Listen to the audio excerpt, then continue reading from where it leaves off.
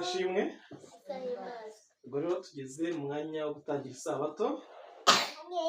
Bagiye kuturebera indirimbo, hanyuma dutangire icyigisho cyacu. Dushakira indirimbo. Indirimbo kangahe? Reka iri teraniro turitangize n'indirimbo ya 92. Indirimbo 92. Twibuke isabato. Twibuke isabato Umwami yahiriye, n'umunsi uruteye indi, n'umunsi unezeza.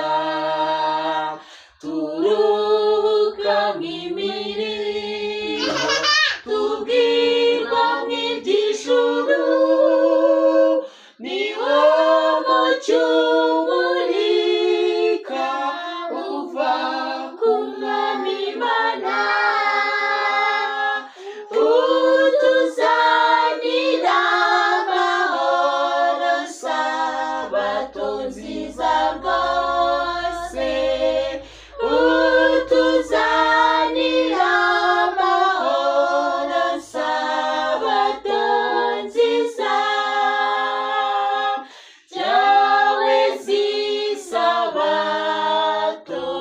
mazuramya uwo Mwami, wabwiye intumwa zati ndi nyir'ubugingo, niba twicisha bugufi dukorera Umukiza, tuzajyanwa ku isoko y'amazi y'ubugingo, utuzanira amahoro, sabato nziza rwose, utuzanira amahoro, sabato nziza. Twishime twezwemo, turirimbire Yesu, inshuti yacu nziza, tumutegereze. Mukiza mwiza udukunda, isezerano ryawe uzaba muri twebwe, niryo ritunezeza. Utuzanira amahoro, sabato nziza rwose, utuzanira amahoro, sabato nziza. Nadusengere. Anasenge cyane. Twigishije bugufi dusenga. Nari musenge.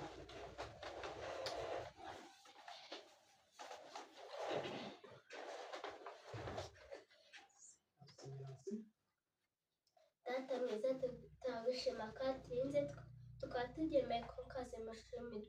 Turagushima ko watinze muri uyu munsi tukaba dutangiye isabato nta gikuba cyacitse, ubishimirwe. Hari byinshi twakoze bitagenwe, ariko data utubabarire aho twakosheje, udusubize ku ntego yacu. Rero data tugiye gutangira isabato, turakwinze ngo ubane natwe, ntihagire icyaturangaza. Tuzi ko umwanzi Satani aba ashaka kuduteshera inzira yawe nziza, ariko tuzamunesha. Rero data, dore umwigisha ugiye kwigisha, turakwinginze ngo umuhe imbaraga umwanzi Satani samuneshe, ahubwo abe ari we umunesha, ntabe ari twe, ahubwo abe ari wowe. Nibyo dusabye mu izina rya Yesu, amena. Yesu ashimwe. Ahimbazwe. Tugeze mu munsi mwiza, mu munsi wera, ni umunsi wo kuruhuka. tugeze umunsi w'isabato, twatangiye isabato. Reka dushimire Imana yo yaduhaye uno munsi kugira ngo tujye turuhukaho, dukore ariko nitugera kuri uyu munsi turuhuke. Reka rero imitima yacu isabane n'ijuru, maze ubwo tugiye kwiga kino cyigisho kitubwira ibyo kubahiriza isabato yera y'Imana, buri wese abashe kumva. Hari imigisha ikomeye iva mu kubahiriza isabato. Batangiye batubwira ko hari imigisha ikomeye yo kubahiriza iki? Isabato. Iyo migisha ituruka he ubwo? Ni imigisha ituruka ku Mana. Kandi Imana ishaka ko umunsi w'isabato utubera umunsi w'ibyishimo. Mbese turanezerewe? Uko byagenda kose, ibyo twaba twarahuye nabyo byose, turasabwa kugera mu munsi w'isabato tukaruhuka tugize gute? Twishimye. Igihe isabato yahangwaga habayeho ibyishimo. Igihe isabato yahangwaga ngo habayeho iki? Ntabwo ibyishimo bitangiye uyu munsi, ahubwo igihe isabato yahangwaga bwa mbere habayeho iki? Ibyishimo. Imana yitegereje umurimo w'intoki zayo maze iranyurwa. Ibyo yariremye byose yavuze ko ari byiza cyane, nk'uko biboneka mu Itangiriro cya 31. Ijuru n'isi byari byuzuye ibyishimo. Inyenyeri zo mu ruturuturu zararirimbiranaga. Abana b'Imana bose bakarangurura ijwi ry'ibyishimo.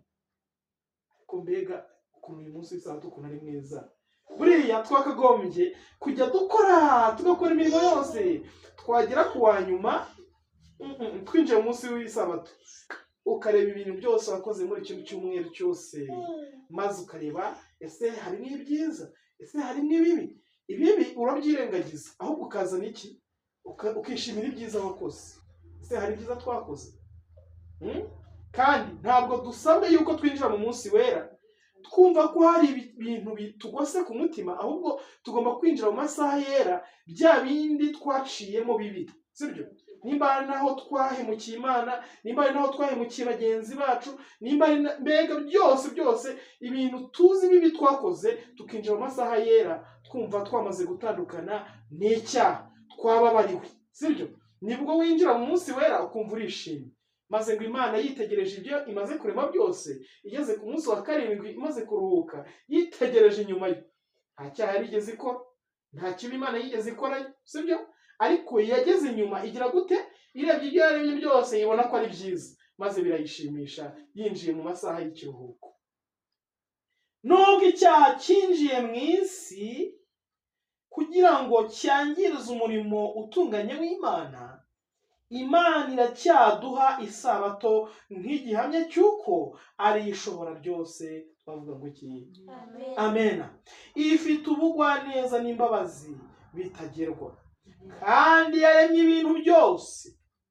Mu kubahiriza isabato, Data wo mu ijuru yifuza ko mu bantu hakomeza kubamo kumumenya. Ashaka ko isabato izerekeza intekerezo zacu kuri we Mana y'ukuri kandi ihoraho, kandi ko binyuze mu kumumenya dushobora kugira ubugingo n'amahoro. Icyigisho ni cyiza cyane. Ni icyigisho kiri kutwereka ukuntu Imana ari nyarukundo, kandi ni Imana y'ukuri kandi ihoraho, kandi ngo binyuze mu kumumenya dushobora kugira ubugingo n'amahoro. Igihe Uwiteka yacunguraga ubwoko bwe abukuye muri Egiputa maze akabuha amategeko ye, yabwigishije ko kubwo kubahiriza isabato bagombaga gutandukanywa n'abasenga ibigirwamana. Isabato niyo yashyiraga itandukaniro hagati y'abemeraga ugukomera kw'Imana n'abanze kuyemera nk'umuremyi wabo n'umwami wabo. Uwiteka yaravuze ati, ni ikimenyetso cy'iteka ryose hagati yanjye n'Abisiraheli. Nuko Abisiraheli baziririze isabato, bajye bayitondera mu bihe byabo byose, ibisezerano ridakuka. Aya magambo aboneka mu Kuva 31 umurongo wa 17 n'uwa 16. Isabato tubonye ko ngo ni isezerano ridakuka, ni isezerano riri hagati y'abantu n'Imana, sibyo? Rero kubera ko isabato yari ikimenyetso kigaragaza Abisiraheli igihe bavaga muri Egiputa bagiye kwinjira muri Kanani yo ku isi, ni nako ubu ari ikimenyetso kiranga ubwoko bw'Imana mu gihe busohoka mu bisi kugira ngo bwinjire mu buruhukiro bwo mu ijuru. Isabato ni ikimenyetso cy'umubano uri hagati y'Imana n'ubwoko bwayo. Ni ikimenyetso cy'uko bwubaha amategeko yayo. Igaragaza itandukaniro hagati y'abagaragu b'Imana b'indahemuka n'abica amategeko yayo. None ikibazo kiragira kiti, mbese koko kubahiriza amategeko y'Imana yose, ese niko kubahiriza isabato? Ni ukubahiriza isabato? Murasubiza, kuko turaza kukivugaho turangije, sibyo? Mu mategeko y'Imana nk'uko twayahawe ari amategeko y'Imana arangahe? 10. Itegeko rya 4 rivuga ngo iki, Nancy? Vuga cyane. Vuga cyane nyine. Ndavuze ngo vuga cyane. Wibuke kweza umunsi w'isabato. Mu minsi 6 ujye ukora. Yego. Nasavuze ngo iki? Wibuke kweza umunsi w'isabato. Yego. Wibuke kweza umunsi w'isabato. Ni ryo tegeko rya kangahe? Rya 4. Riri mu mategeko angahe y'Imana? 10. Sibyo? Barakomeza tuvuga ngo Kristo yavugiye mu nkingi y'igicu ibyerekeye isabato ati, ntimukabure kuziririza amasabato yanjye, kuko ariyo kimenyetso hagati yanjye namwe mu bihe byanyu byose, kugira ngo mumenye yuko ndi Uwiteka ubeza. Isabato yahawe abatuye isi nk'ikimenyetso cy'uko Imana ari umuremyi. Ni nayo kimenyetso cyerekana ko ariyo yeza. Imbaraga yaremye ibintu byose, ni nayo mbaraga yongera kurema ubugingo ku ishusho y'Imana ubwayo. Kweza umunsi w'isabato ni ikimenyetso cyo kwezwa kwabo. Kwezwa nyakuri ni ukugendera mu bushake bw'Imana no kuba umwe nayo mu mico. Ibi byakirwa binyuze mu kumvira amahame akoze inyandiko y'imico yayo. Kandi isabato ni ikimenyetso cyo kumvira. Umuntu wumvira itegeko rya 4 abikuye ku mutima, azumvira n'andi mategeko yose. Bene uwo yezwa binyuze mu kumvira. Aba kuri twe ndetse no ku Bisiraheli, isabato yatangiwe kuba isezerano ry'iteka ryose. Abubaha umunsi wera w'Imana, isabato ni ikimenyetso cy'uko Imana ibazi, ikaba ibazirikana ko ari ubwoko bwayo bwatoranijwe. Ni indahiro y'uko izabasohoreza isezerano ryayo. Umuntu wese wemera ikimenyetso cy'ubutegetsi bw'Imana aba yishyize munsi y'isezerano ry'Imana rihoraho. Uwo muntu aba yiyomatanyije n'umurunga w'izahabu wo kumvira, kandi buri pfundo ryose riwugize ni isezerano. Tugeze ku kasubi katubwira ngo wibuke umunsi w'isabato. Ku itangiriro ry'itegeko rya 4, Uwiteka yaravuze ati, wibuke. Yarazi ko hagati mu bibazo no guhagarika umutima byinshi cyane, umuntu yajyaga gushukwa no gutanga urwitwazo rwo kuzuza ibyo amategeko asaba byose, cyangwa se akibagirwa ukwera kwayo gukomeye. Bityo rero Uwiteka aravuze ati, wibuke kweza umunsi w'isabato. impamvu yavuze rino jambo wibuke ni uko yari azi ko uyu muntu tureba, uyu muntu aribagirwa, uyu muntu ahura n'imihati y'ibintu byinshi bituma ashobora guteza isabato. Ariko dushimira Imana ko yongeye kudutekerezaho, igatekereza ko twibagirwa, maze itubwira ijambo mwibuke. Mu cyumweru cyose tugomba kuzirikana isabato mu ntekerezo zacu, kandi tukaba turi kwitegura kuyubahiriza nk'uko itegeko rivuga. Ntabwo dukwiye gutangira umunsi wa mbere twumva ko isabato ngo izaza iki gihe, izaza iki gihe. Icyo gihe bituma ushobora kwibagirwa. Ahubwo dukwiriye gutangira ku wa mbere twibuka ko isabato izaza, sibyo?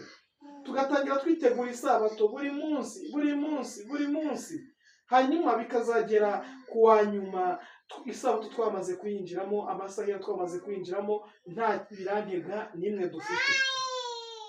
Ntabwo tugomba kuziririza isabato nk'ingingo yerekeye itegeko gusa. Tugomba gusobanukirwa n'agaciro kayo k'ibya mwuka ku bikorwa byose biba mu buzima. Abantu bose bafata isabato nk'ikimenyetso hagati yabo n'Imana, bakerekana ko ari Imana ibeza, bazahagararira amahame y'ubutegetsi bwayo. Mu migenzereze yabo ya buri munsi bazagaragarizamo amategeko y'ingoma y'Imana. Buri munsi bazajya basaba ngo kwera kw'isabato kube kuri bo. Buri munsi bazajya babana na Kristo, kandi bazajya bagaragaza ukwera kw'imico ye. Buri munsi umucyo wabo uzajya umurikira abandi binyuze mu mirimo myiza bakora.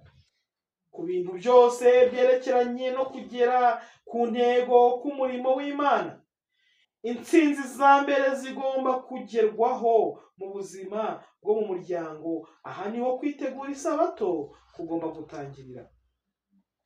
Mu cyumweru cyose mureke ababyeyi bibuke ko urugo rwabo rugomba kuba ishuri, aho abana babo bazategurirwa kuzaba mu bikari byo mu ijuru. Mureke amagambo yabo abe amagambo atunganye. Nta jambo abana babo badakwiriye kumva rikwiriye gusohoka mu kanwa kabo. Mureke barindwe kurakazwa. Babyeyi, mu cyumweru cyose nimubeho nk'abari imbere y'Imana yera yabahaye abana mugomba kuyirerera. Nimuyirerere iryo torero rito ryo mu rugo, kugira ngo ku isabato bose bazabe biteguye kuramiriza mu ngoro y'Uwiteka. Buri gitondo na nimugoroba jyana abana bawe imbere y'Imana nk'umurage wayo yaguze amaraso yayo.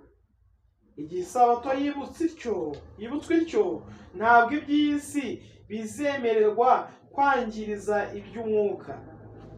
Nta nshingano ijyana n'iminsi 6 y'imirimo izasigara idakozwe ngo ibikirwe ukorwa ku isabato. Mu cyumweru cyose ntabwo imbaraga zacu zose zizashirira mu mirimo yacu y'iby'isi, ku buryo ku munsi w'iteka yaruhutseho twazaba tunaniwe cyane ku buryo tutakora umurimo we.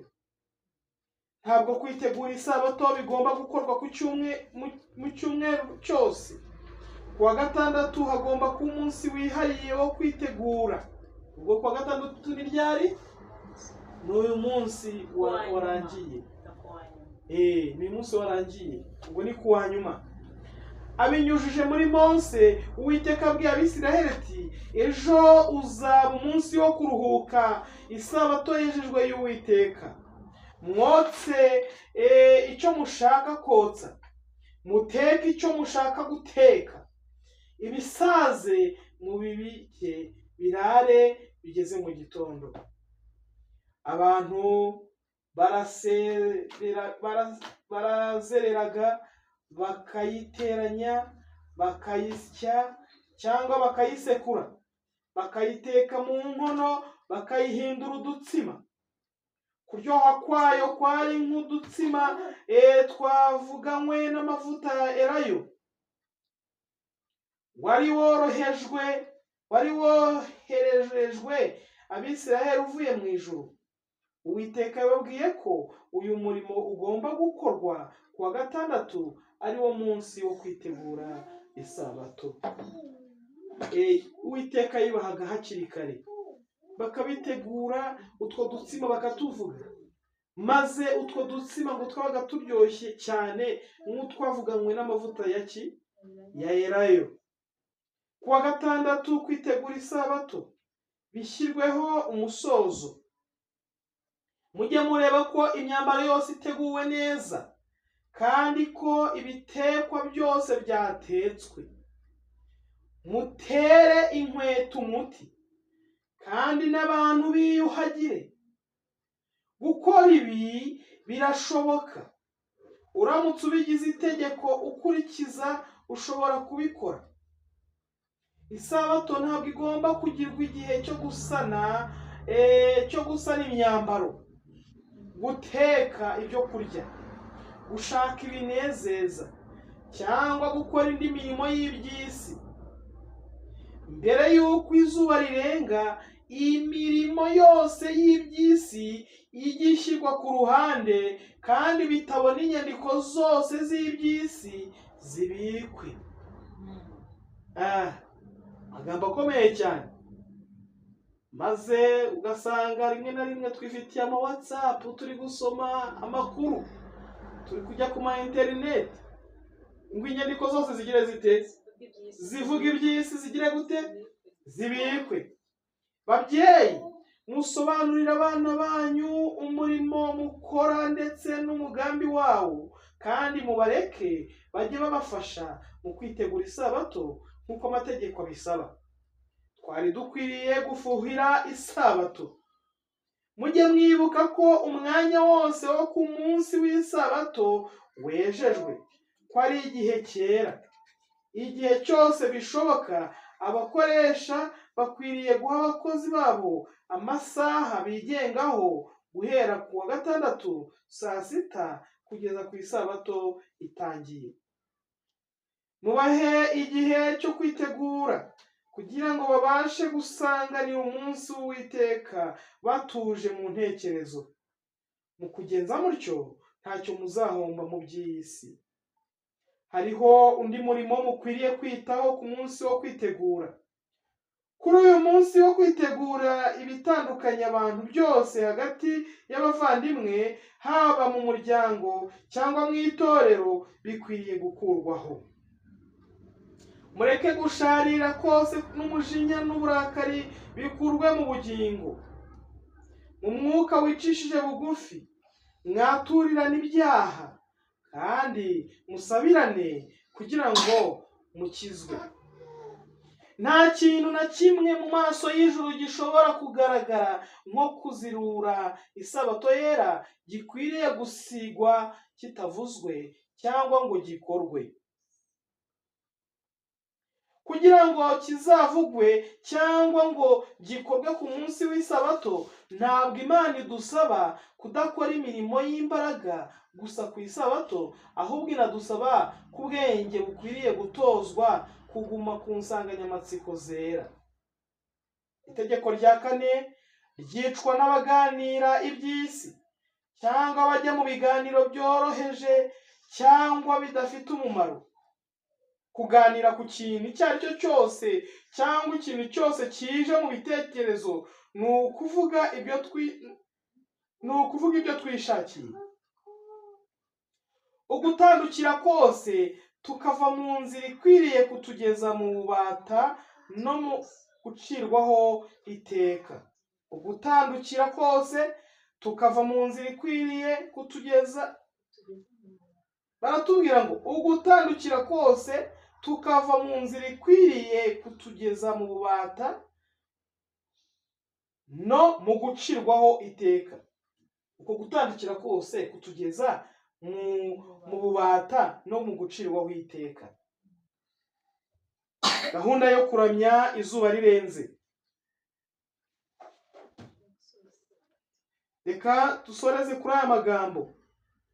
Isabato ifite kwera gukomeye cyane kuruta uko ihabwa na benshi bavuga ko bayubahiriza. Uwiteka yagiye asuzugurwa cyane kubera abataragiye bakomeza isabato nk'uko itegeko rye riri, haba mu nyuguti zirigize cyangwa mu mwuka wayo. Uwiteka arahamagarira abantu ivugurura mu kubahiriza isabato. Mbere y'uko izuba rirenga, mureke abagize umuryango bahurire hamwe kugira ngo basome ijambo ry'Imana, baririmbe kandi bafatanye gusenga. Aha hakenewe kuba ivugurura kubera ko abantu benshi bagiye batabiha agaciro. Dukeneye kwihana ku Mana no kwihana kuri bagenzi bacu, buri wese ku giti cye. Dukwiriye gutangira bundi bushya kugira ngo dukore imyiteguro yihariye kugira ngo buri wese mu bagize umuryango abe yiteguye kubaha umunsi w'Imana yahaye umugisha kandi kaweza. Mureke abana bagire uruhare mu kuramya gukorerwa mu muryango. Mureke abantu bose bazane Bibiliya zabo kandi buri wese asoma umurongo umwe cyangwa ibiri. Rero mureke indirimbo zimwe zimenyerewe zo guhimbaza Imana ziririmbwe zikurikirwe n'isengesho. Ibi Kristo yabitanzeho icyitegererezo. Ntabwo isengesho ry'Umwami wacu ryari rigamije kujya risubirwamo gusa nk'umuhango, ahubwo ni icyitegererezo cy'uburyo amasengesho yacu yakagombye kuba ameze. Yoroheje, avuye ku mutima kandi yumvikana. Mu gusaba koroheje, nimubwire Uwiteka ibyo mukeneye kandi mumushimire ineza yabagiriye. Muri ubwo buryo murarike Yesu ngo ababere umushyitsi w'imena mu rugo rwanyu no mu mitima yanyu. Mu muryango, amasengesho maremare yerekeje ku bintu bya kure ntakwiriye kuhagira umwanya. Bene ayo masengesho atuma isaha yo gusenga inaniza kandi yagombye gufatwa nk'amahirwe n'umugisha. Uwo mwanya mujye mutuma utera ubwuzu kandi uba ushimishije. Igihe izuba rirenga, mureke ijwi ryo gusenga no kuririmba indirimbo zo gusingiza birangiye gusoza kw'amasaha yera, kandi murarike Imana ize ibane namwe mu bihagarika umutima biranga imirimo y'icyumweru yose. Kweza isabato ikaba iyera ku Uwiteka bisobanuye agakiza k'iteka ryose. Imana iravuga iti, unyubaha nibo nzubaha, abanyubaha nibo nzubaha. Ni amagambo aboneka mu rwa mbere rwa Samweli igice cya 2 umurongo wa 30. Ubutaha tuzareba ku masaha yera cyane y'umuryango. Icyigisho cyacu nahangamba yingishoreje. Bari kutwereka ko tugomba kwibuka umunsi w'isabato kandi tukubahiriza isabato yera y'Imana. Nibyo koko muri uyu mugoroba isabato ubu twayitangiye. Icyo batugaragarije ahangaha ni uko tugomba kwinjira mu masaha yera twarabiteguye, atari ibintu byo kugera ku munsi wa gatandatu ngo usange turi gufatirana imirimo yose icyarimwe. Batubwiye ko hari imirimo imwe n'imwe tujya dukora kandi tukayikora ari kuri sabato tukumva ngo nta kintu bitwaye. Batubwiye gusana imyenda ubwo no kugira gute, kuyidoda, gutera amapasi, kumesa, mbega ibintu nk'ibyo ngibyo. Tugomba kugera mu masaha yera rero twamaze kugira gute, twamaze gusoza imirimo yose. Reka Imana ishoboze buri wese. Imana idushoboze kujya dutangira isabato ku gihe. Shimira umukobwa wacu rwose, isabato urayimenya kandi ukayubahiriza ukabikora kare. Imana iguha umugisha. Imana iguha umugisha rero, natwe duhana umugisha mu izina rya Yesu. Hari uwo bafite ikibazo?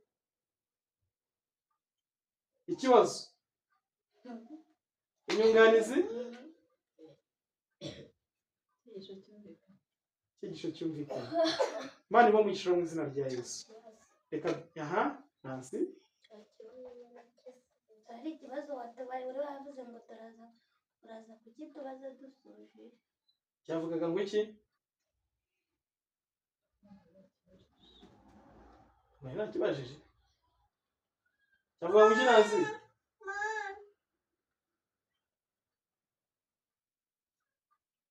Nabajije ngo mbese mu mategeko y'Imana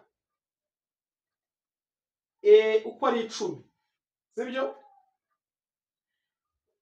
Itegeko bari kutubwira ahangaha tugomba kubahiriza ya mategeko 10 nayo tukaba tuyubahirije yose ni irihe? Mbese iyo batubwiye ngo wibuke kweza umunsi w'isabato sibyo? Wibuke kweza umunsi w'isabato, iryo tegeko iyo tutaryubahirije, iryo tegeko amategeko 10 y'Imana yose tuba tuyubahirije. Amategeko y'Imana yose rero ukuntu yubatse yose agira gute? Yunganirana sibyo? Iyo havuyemo rimwe ukaryica yose ubigize gute? Yose ubuyacumuyeho sibyo?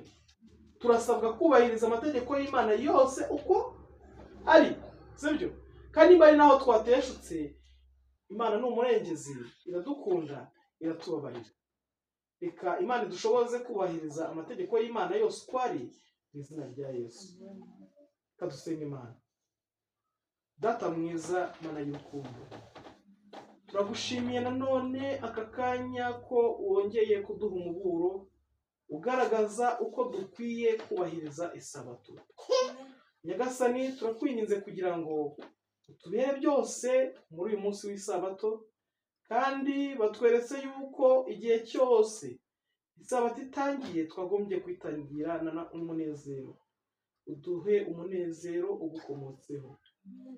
Ibyo twaba twagiyemo byose bigatuma tutandukira muri kino cyumweru cyose, turakwinginze kugira ngo tubabarire, maze ubwo dutangiye aya masaha yera uzatubashishe kubana nawe. Tugusabye twizeye mu izina rya Yesu. Amen.